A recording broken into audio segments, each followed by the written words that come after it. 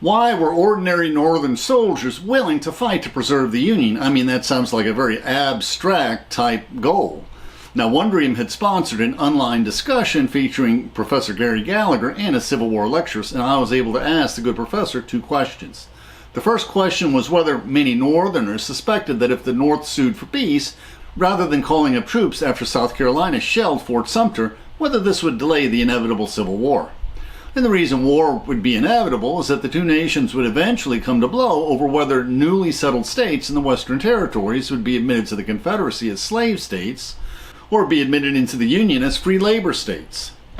And Gallagher answered that indeed this was the fear of many informed citizens before the Civil War. And my second question was, why were Northern soldiers willing to fight to preserve the Union?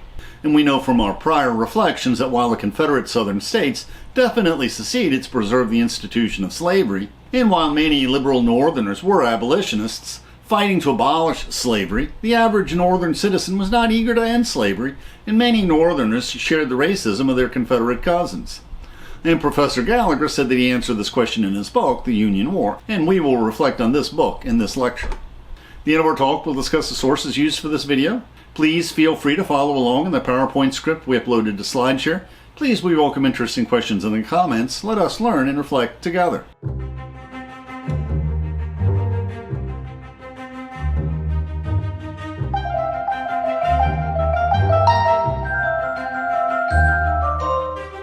Professor Gallagher opens his book on the Union War. The loyal American citizenry fought a war that also killed slavery. In a conflict that stretched across 4 years and claimed more than 800,000 American casualties, the nation experienced huge swings of civilian and military morale before crushing Confederate resistance. Union always remained the paramount goal, a fact clearly expressed by Abraham Lincoln in his speeches and other statements designed to garner the widest popular support for the war effort. And soon after the Civil War began, when there was still slim hope that the South would reconsider, Lincoln famously said that my paramount object in this struggle is to save the Union, and is not to either save or to destroy slavery. If I could save the Union without freeing any slave, I would do it. If I could save it by freeing all the slaves, I would do it. And if I could save it by freeing some and leaving others alone, I would do that also. What did I do about slavery in the colored race? I do because I believe it helps to save the Union. And what I forbear because I do not believe it would help to save the Union. And Lincoln definitely showed that he would indeed consider freeing some slaves and not others later in the war when he issued the Emancipation Proclamation as an executive war decree. South Carolina would be the first state to secede from the Union, and her soldiers fired the first shots at Fort Sumter, but that was not the first time she rebelled against the federal government. South Carolina had previously called a state convention that passed the Ordinance of Nullification in 1832, declaring that some unpopular steep federal tariffs were unconstitutional and unenforceable in South Carolina. And then the Congress passed the Force Bill authorizing the vigorous President Andrew Jackson to use military force against South Carolina while also lowering the tariff. Everyone knew that Jackson would not hesitate, but South Carolina repealed the Ordinance of Nullification. The crisis passed, but a dangerous precedent had been set. During this crisis, famous speeches by Senator Daniel Webster rejected the compact theory advanced by John Calhoun of South Carolina, and Webster claimed that the Constitution was the product of the people and not a compact of the various states, who could nullify the compact at will, that only the Supreme Court could rule on the constitutionality of federal laws and not the individual states. Webster's speech was burned into the consciousness of Americans and recited by many school children, and 150,000 copies of Webster's speech were distributed that proclaimed, "Liberty and Union, now and forever, one and inseparable." The large majority of Northerners shared Webster's deep commitment to the Union cause. Walt Whitman expressed how deeply many in the North felt. Unionism, in its truest and amplest sense, formed the hardpan of a Northerner's character, a new virtue unknown to other lands, and hardly yet really known here, but the foundation of all, as the future will grandly develop. And the state of mind of Americans before the Civil War was also affected by events in Europe. The revolutions of 1848 were widespread political upheavals in many countries in Europe, seeking to overthrow the monarchies that were put back into place after the French Revolution and the Napoleonic Wars had followed. These revolts were spontaneous, uncoordinated revolutions that were mostly suppressed by reactionary forces sympathetic to the monarchies. Some democratic reforms were permanent. The revolutions played out differently in many countries. In France, the Second Republic was established, but was overthrown when Napoleon III gained dictatorial powers through a coup. And there was little actual change in most countries, although the monarchies were reminded that running roughshod over the middle and lower classes posed political risks. Another famous speech by Daniel Webster in 1850 proclaimed that although sectional tensions were attested by slavery, that the American model of government excelled when compared to the monarchies of Europe. Webster continues, "We have a great popular constitutional government guarded by law, and defended by the affection of the whole people. No monarchical throne presses these states together. No iron chain of military power encircles them. They live and stand under a government popular in its form, representative in its charter, founded upon principles of equality, and so constructed, we hope, as to last forever."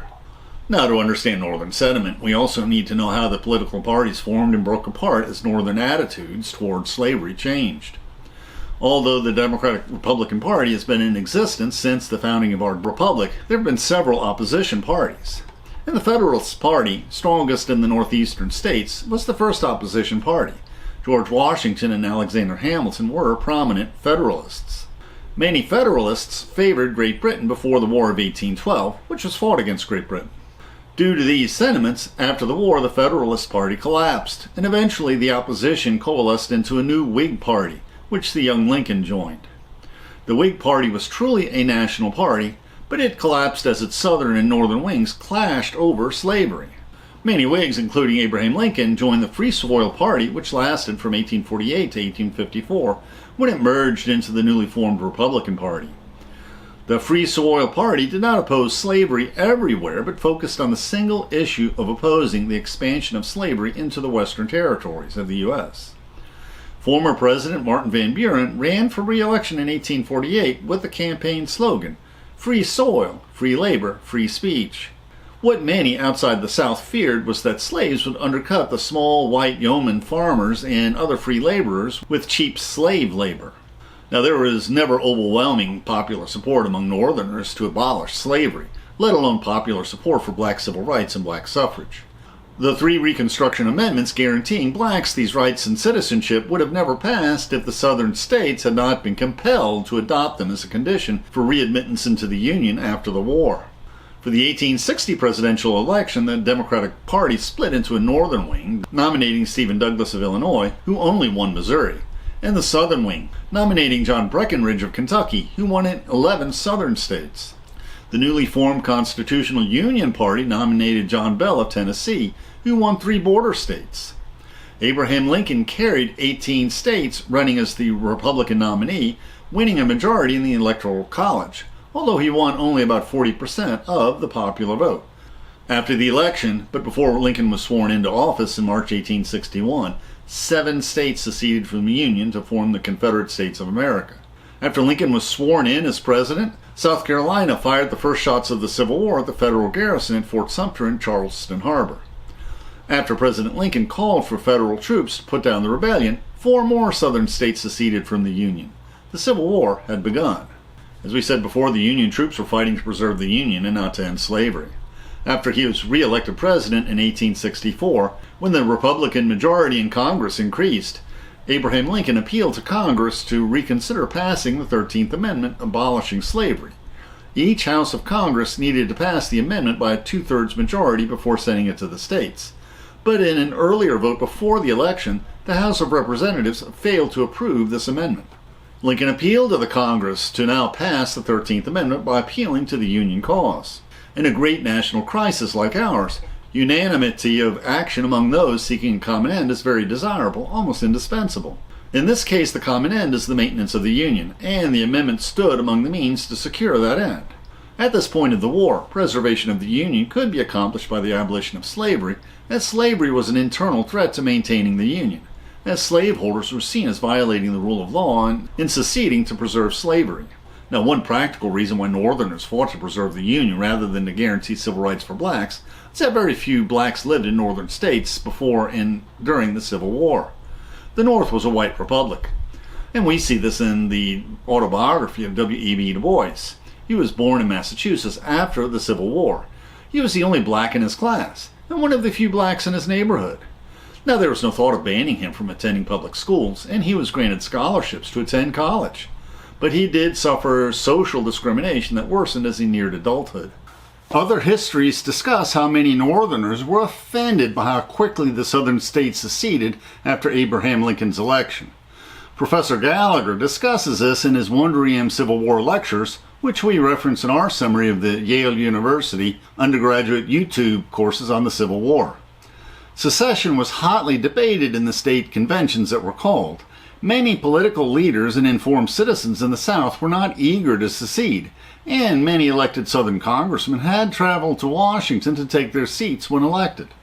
But the base was fired up by newspaper editorials and extremists in the South, and there was a groundswell of popular opinion to secede in the South, just as there are many MAGA Republicans who side with Trump in declaring that the 2020 election has been stolen, and that the January 6th insurrection was merely a peaceful protest by some very fine patriots.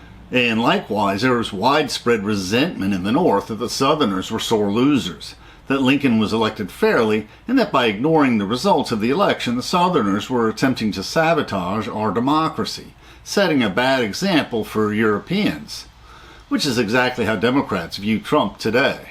Now we'll talk about how Lincoln wins the presidential election of 1864.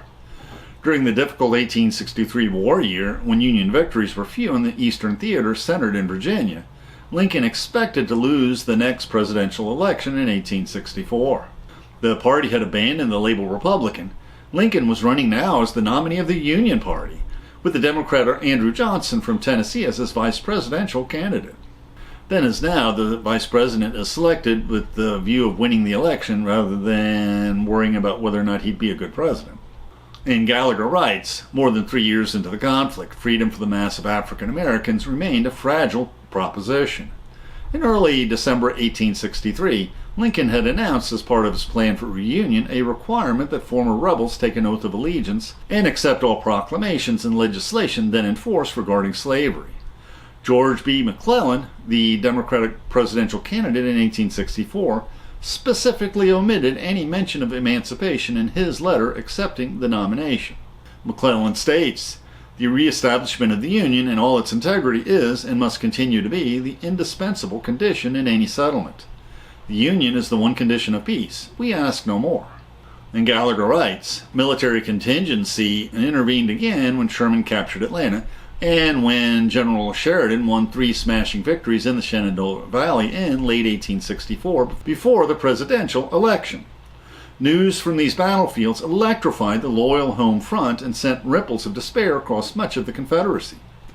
They also secured a second term for Lincoln and fueled a Republican landslide in Congress, political outcomes that kept emancipation in place as an official war aim. Which leads us to the Emancipation Proclamation in January 1864. In early 1862, some Republicans called for emancipating the slaves to ruin the Southern economy. Ever since the beginning of the war, slaves had been escaping behind the lines of battle when the Union Army approached. At first, they were treated as contraband property seized under the rules of war. Lincoln penned the Emancipation Proclamation in 1862, but pocketed it until General McClellan halted Robert E. Lee's invasion of the North, resulting in a Union victory in the Battle of Antietam. In September 1862, Lincoln announced that if the South did not lay down its arms and surrender, he would issue the Emancipation Proclamation the following year. The Emancipation Proclamation, issued in January 1863, did not free any slaves immediately. In this decree, Lincoln sought to save the Union by freeing some slaves and not others.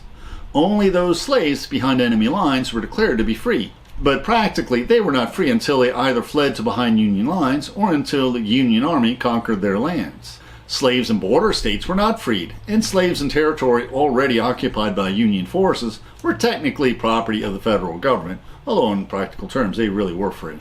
Gallagher states, newspapers, letters, diaries, early regimentals, and other sources reveal key themes. Most importantly, white soldiers and civilians overwhelmingly supported emancipation as a tool to help restore the Union and protect it against future slavery-related threats, rather than as a grand moral imperative. But opinions were mixed on the wisdom of blacks serving in the Union Army or granting black veterans or all black citizens the right to vote. Gallagher continues, genuine concern for African Americans seldom preoccupied a population that remained profoundly prejudiced, although a minority in the North consistently argued that any union true to the founding documents would extend basic human rights to all black people. Gallagher continues, some Democrats recoiled from both forced emancipation and any semblance of basic rights for black people. They favored the Union as it was, and in some cases veered close to supporting the Confederacy. Most soldiers hated these peace Democrats or Copperheads, equating their statements and actions with treason and demanding that they be punished. Other Democrats reluctantly accepted emancipation and the enrollment of black soldiers as necessary to save the Union, while voicing vicious opinions about African Americans as people. And Professor Gallagher discusses the Gettysburg Address delivered in November 1863, when the North had few victories in the Eastern theater of war centered in Virginia. Lincoln delivered the famous speech dedicating the Union War Cemetery in Gettysburg, Pennsylvania. Several scholars have compared the Gettysburg Address to Pericles' funeral oration, and we also compare it to Winston Churchill's oration commemorating the brave RAF pilots that saved Britain from the Luftwaffe bombers after Germany's blitzkrieg through France at the start of World War II. And Professor Gallagher writes, on a late autumn day in Gettysburg, Lincoln transformed the war, reshaping all the inherited baggage from the founding generation. Lincoln had revolutionized the Revolution, giving people a new past to live with that would change their future indefinitely. Without using the word slavery, Lincoln had promised a new birth of freedom guaranteed by a government of the people, by the people, for the people. Now, most of the newspaper coverage of the day centered on the 2-hour oration that day by William Everett. But the few succinct lines of Lincoln's address were short enough for school children to memorize, and many have memorized his speech up to the current day. Neither slavery nor emancipation were explicitly referenced in the Gettysburg Address, but every line reminds us that these brave soldiers fought for union and liberty, a new birth of freedom, freedom impossible where slavery is tolerated. But Gallagher also reminds us that neither this speech nor any other factor led most loyal citizens to place emancipation along Union as a principal goal in the conflict. And General Grant remembered the day that Robert E. Lee surrendered to the Union forces at Appomattox, Virginia. I felt like anything rather than rejoicing in the downfall of a foe who had fought so long and valiantly and had suffered so much for a cause, although that cause, I believe, was one of the worst for which a people ever fought, and one for which there was least excuse. Gallagher writes, Grant offered a perceptive discussion of how attitudes changed in the loyal states. At the end of the war, he observes in his memoirs, most of the citizenry favored a quick reintegration of the rebels into the nation. Most also opposed black suffrage, believing it would come after a time of probation, in which time the ex-slaves could prepare themselves for the privileges of citizenship. But as the years made the memories of the Civil War recede, more and more newspapers and orators emphasized commonalities of valor and steadfastness among Union and Confederate soldiers. We told the story how the Northern electorate, tired of stationing federal troops to enforce the Reconstruction Amendments and civil rights in the recalcitrant South, and how in the disputed election of 1876 the North pulled out federal troops, leaving the black citizens of the Deep South to their fate under the Jim Crow race laws. And now we'll discuss the sources we used for this video. Who was the intended audience for Gary Gallagher's book, The Union War? We suspect the primary audience is other professors with whom he debates with at Civil War conferences, as he discusses much of the current research in this book. He also assumes that the reader is acquainted with the history preceding the Civil War, which is why we had to ask Dr. Wikipedia to assist in our reflections. In this book, Professor Gallagher consults many diaries and soldiers' letters to home and public statements to gauge popular opinion during the war. But no matter how unbiased he tries to be, his selection of materials will always be his personal selection. For example, in the first chapter of his book, Professor Gallagher discusses why no colored troops were included in the two-day military Grand Review celebration in late May 1865, while there were still some Confederate troops fighting in remote theaters. He painstakingly assesses the evidence that the colored troops were indeed dispatched on meaningful assignments to preserve the peace against renegade Confederates. However, this does not disprove the suspicion that the Union generals wanted to avoid the parading of even a token number of colored troops in the nation's capital during the Grand Review, as motives would be impossible to discern absent some private high-level correspondence, and it's unlikely that such correspondence would exist. And we cannot wonder why the Union generals could not even find just a token number of black soldiers to participate in the review. Now, in the end, we realize that we need to learn more about the events and personalities leading up to the Civil War to truly understand why Union soldiers were willing to fight and die to preserve the Union, and why they did not consider this to be an abstract objective. In particular, we need to reflect on the biographies of the orator Daniel Webster and the great compromiser Henry Clay, whom Lincoln admired so much. And we can also reflect on the biographies of Lincoln in the History of the Free Soil Party by Doris Kearns Goodwin, Eric Foner, and other biographers and historians. And look for these videos in 2023 and let us know in the comments if you're particularly interested in any of these topics. And another source is Eric Foner's Second Founding, and we referenced our video about this book in several places in this lecture.